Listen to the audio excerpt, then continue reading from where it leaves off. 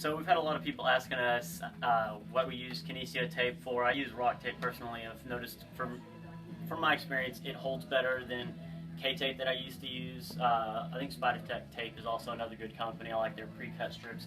But anyways, this is a friend of mine, Chris Smith. We're also partners down there. We run the CrossFit Barbell Republic, and the other day while he was cleaning one of the boards, he had a tumble and sprained his ankle.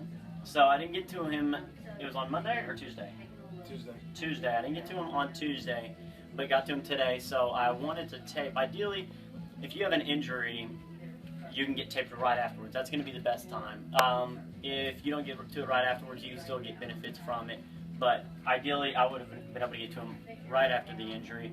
Since it was a day, I also did a little bit of instrument-assisted soft tissue where I just use a tool to kind of strip out some adhesions or fascia that's locked down if scar tissue starts to lay down, keep it from really settling in.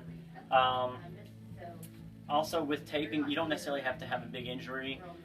The way that it works is it helps lift the fascia. Whenever I lay it down, you lay it in a certain way that it helps lift the fascia so that it takes pressure off the pain receptors, so it feels good. But also, whenever you lift that skin and the fascia underneath, then lymph and blood can flow, so it can help injury recovery, but it can also alleviate pain, help give good postural support. Depending on how you lay it, you can do a number of different things. In this case, it was to address an injury. So you can kind of come in a little bit closer.